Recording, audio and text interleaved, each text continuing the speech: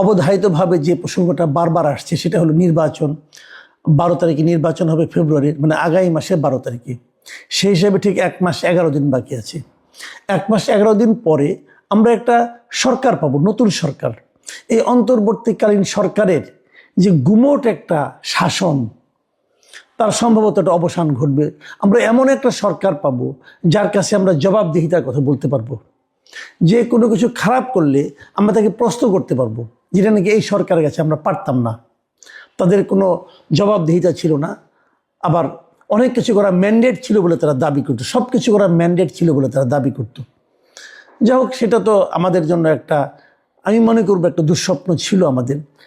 দুঃস্বপ্ন আজকে দেখলাম যে বিভিন্ন মানবাধিকার সংস্থাগুলো একটা হিসেব দিল, সেটা নিয়ে কালকে না হয় পরবর্তী কোনো সময় আলাপ করব। যে অন্য একটা সময়ে যে সরকারকে আমরা বিতাড়িত করেছিলাম, আওয়ামী লীগ সরকারকে, সেই সময়ে যত লোকের বিচার বহির্ভূত মৃত্যু হতো অথবা হয়েছিল, অথবা মবের মাধ্যমে যত লোক মারা গিয়েছিল, তার চেয়ে অনেক বেশি লোক কিন্তু এই 2025 সালে মারা গেছে শান্তিতে নোবেল পাওয়া ডক্টর ইউনূসের আমলে। এক ভয়ঙ্কর দৃশ্য। যাক, সে আলোচনায় আমি আপাতত যাচ্ছি না, কারণ আমি এখন একটু রাজনীতি এবং নির্বাচন নিয়ে কথা বলতে চাই। দেখুন, বেগম খালেদা জিয়ার যে জানাজা হলো, শেষকৃত্য বলি আমি যদি এটাকে, কারণ হিন্দুরা তো জানাজা অংশ নিতে পারে না, যেহেতু জয়শঙ্কর এসেছিলেন, নেপাল থেকে এসেছিলেন, অথবা আপনার ভুটান থেকে এসেছিলেন। তো আমি যদি ওভাবে ওনাদের আগমনটাকে ধরি, তাহলে আমি বলবো যে ওনার এই শেষ যাত্রায় শোক জানাতে যারা এসেছিলেন, তারা দেখেন আশেপাশে সবগুলো দেশের পররাষ্ট্রমন্ত্রী পর্যায়ের লোকজন এসেছিলেন এবং খুবই পাওয়ারফুল লোক তারা এসেছিলেন। কেন? আমি এটা নিয়ে বারবার বলেছি, খালেদা জিয়া তো দেশের প্রধানমন্ত্রী না, এখন ওনার দলও রাষ্ট্র ক্ষমতায় নেই, সরকারের সঙ্গে ওনারা সরকারেরও অংশ নন। তাহলে কেন এত লোক এখানে আসলেন? এক জয়শঙ্করের সঙ্গে দেখা করার জন্য আমাদের পররাষ্ট্র উপদেষ্টার নানাভাবে চেষ্টা চরিত্র চলে। ওনার সঙ্গে আমরা কিছু বলতে চাই, ভারতের আমাদের প্রতি যে মনোভাব, যে আচরণ, সে আচরণকে আমরা কখনোই ভালো বলতে পারি না। আমরা মনে করি এক ধরনের বৈরী আচরণ তারা করছে। ঠিক সেই সময়ে সেই মানসিকতা যখন তারা প্রকাশ করছে একের পর এক, সেই সময়ে জয়শঙ্কর ভারতের বিমান বাহিনীর একটা বিমান নিয়ে অল্প সময়ের জন্য হলেও এসে শোক প্রকাশ করা, ভারতীয় সরকারের শোক বার্তা তারেক রহমানের হাতে পৌঁছে দেওয়া, এবং উনি চলে গেলেন। যাওয়ার আগে উনি আমাদের প্রধান উপদেষ্টার সঙ্গেও দেখা করতে চাইলেন না, অথবা পররাষ্ট্র উপদেষ্টার সঙ্গেও দেখা করলেন না। তাহলে এগুলো কি ইঙ্গিত করে? আমার মনে হয় ইঙ্গিত যেটা করে সেটা আপনারা খুব ঠান্ডা মাথায় চিন্তা করেন। ভারত কিন্তু আগেও বারবার বলেছে যে আমরা অবশ্যই একটা নির্বাচিত সরকারের সঙ্গে সম্পর্ক রাখতে চাই। মানে ডক্টর ইউনূস সরকারকে তারা শুরু থেকেই মেনে নিতে পারছিল না, এবং মেনে না নেওয়ার তাদের যে সিদ্ধান্তটা, তারা সেখান থেকে সরেও নি, অটুট আছে ওখানেই। এবং তারা বলছে আমরা একটা নির্বাচিত সরকারের সঙ্গে সম্পর্ক করব। এখন নির্বাচনের আগে নির্বাচনে অংশ নেওয়া অনেকগুলি রাজনৈতিক দল আছে। সেই দলের মধ্যে একটি দলের সঙ্গে যে সম্পর্কটা ওনারা দেখালেন, তার মানে ওনারা কি ধরেই নিয়েছেন যে বিএনপি আগামীতে ক্ষমতায় আসছে? এটা যদি ধরে নেন তাহলে খুব একটা ভুল হবে বলে আমি মনে করি না। কারণ এটাও তো ঠিক, আমরা দেখেছিলাম এর আগে সারা দেশে রাজনৈতিক নানা রকম কর্মকাণ্ডের মাধ্যমে বিএনপি কিন্তু সাধারণ মানুষের কাছ থেকে একটু ডিটাচড হয়ে গিয়েছিল। বিএনপি নামে কিছু বদনাম হয়েছিল প্রত্যন্ত অঞ্চলে, গ্রামাঞ্চলে, রুট লেভেলে। সেখানে কিছুটা এগিয়ে গিয়েছিল জামাতে ইসলাম। কিন্তু এরপরে গত কয়েকদিনে যে ঘটনাগুলি ঘটলো, হাদির মৃত্যুকে কেন্দ্র করে, প্রথমে হাদির মৃত্যু হলো, হাদিকে হত্যা করা হলো, সেই হত্যার দায়টা বিভিন্ন জায়গায় চাপানোর চেষ্টা করা হলো, সেটা নিয়ে নানা রকম নাটক করা হলো, সেটা নিয়ে মিডিয়ার উপর আক্রমণ করা হলো, অনেক কিছু কিন্তু হলো। তখন আবার একটা বিপ্লবী সরকার গঠনের কথাও বলা হলো। এই সবগুলোই কিন্তু আলটিমেটলি খুব একটা ভিত্তি পায়নি, জনমানুষের কাছে গ্রহণযোগ্যতা পায়নি। এবং এটা আমি মনে করি কোনো একটা গ্রুপের জন্য বড় ধরনের একটা হোঁচট খাওয়ার মতো অবস্থা। এর মাঝে যখন তারেক রহমান সাহেব দেশে আসলেন, তখন ওনাকে ঘিরে যে জোয়ারটা, গণজোয়ার তৈরি হলো, মানুষের মধ্যে যে একটা আনন্দ, একটা উল্লাস, অথবা একটা আকাঙ্ক্ষা, একটা প্রত্যাশা আমরা যেটা দেখলাম, সেটা এই একটা জোয়ার। এবং তার কদিন পরেই বেগম খালেদা জিয়ার মৃত্যুকে কেন্দ্র করে, ওনার জানাজাকে কেন্দ্র করে যে আরেকটা জোয়ার, যার সঙ্গে সহানুভূতি, ভালোবাসা মিশ্রিত জোয়ার, এই দুই জোয়ারে আমার কাছে কেন যেন মনে হয় জামাত এবং অন্যান্য দল এতদিন ধরে সারা দেশে যে একটা শক্ত ভিত্তি তৈরি করার চেষ্টা করেছিল, সম্ভবত সেই ভিত্তির একেবারে ভিত্তি মূলে একটা বড় ধরনের আঘাত এসেছে এবং তাদের সেই ভিত্তি সম্ভবত একটু নড়বড়ে হয়ে গেছে। এর মধ্যে আরেকটা বিষয়, সেটা হলো যে জামাতের যে একটা ভারত বিরোধিতার যে একটা ব্যাপার, তারা যেটা নাকি নার্সিং করে তারা করেন, এবং তাদের হয়ে ওই আমেরিকা থেকে ইলিয়াস হোসেন অথবা ফ্রান্স থেকে পিনাকি ভট্টাচার্য যেহেতু নিয়মিত তারা নার্সিং করেন, সেখানেও একটু কিন্তু ঝাঁকুনি খেয়েছে একটা ঘটনায়, যে রয়টার্সকে দেওয়া জামাতের আমির শফিকুর রহমানের যে একটা ইন্টারভিউ, সেখানে উনি বলেছেন যে ওনার সঙ্গে কীভাবে ভারতীয় একজন কূটনীতিক দেখা করতে এসেছিল এবং সেই খবরটা ওনারা প্রকাশ করেননি।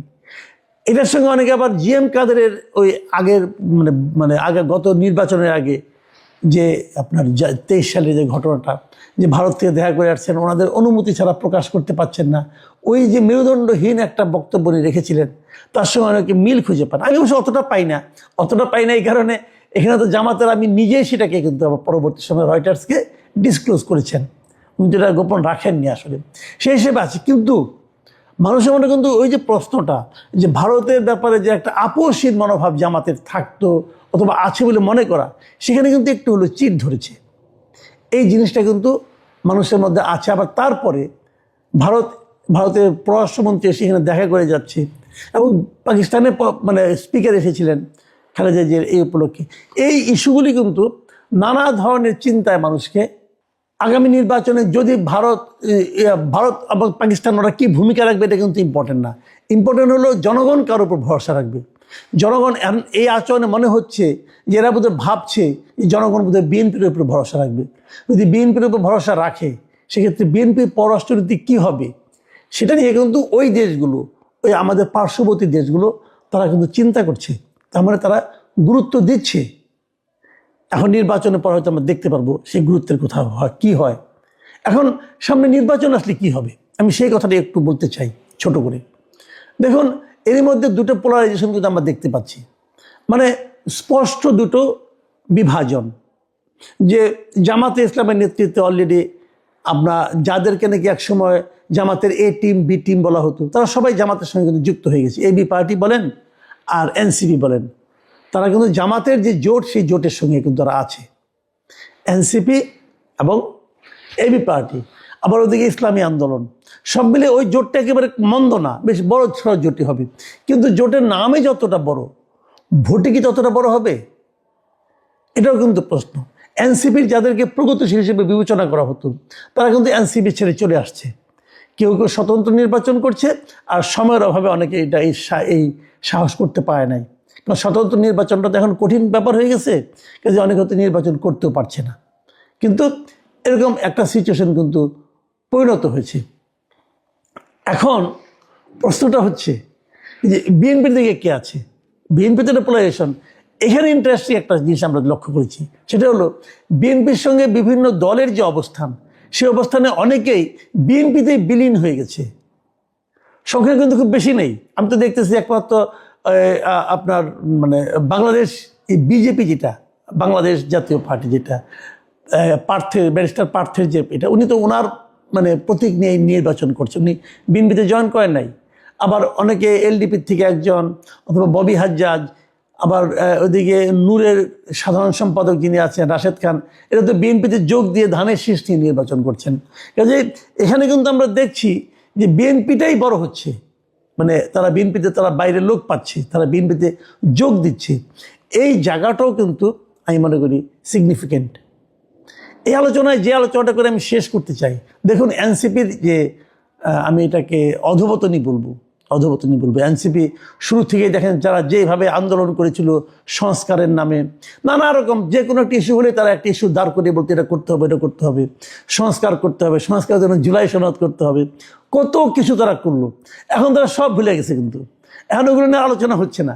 আচ্ছা, একটা কথা বলেন, আমি যে কথাটা বলে শেষ করতে চাই আর কি, আমার কাছে খুব হাসিও লাগে, রহস্যও লাগে। আমি বুঝি না জিনিসটা কি।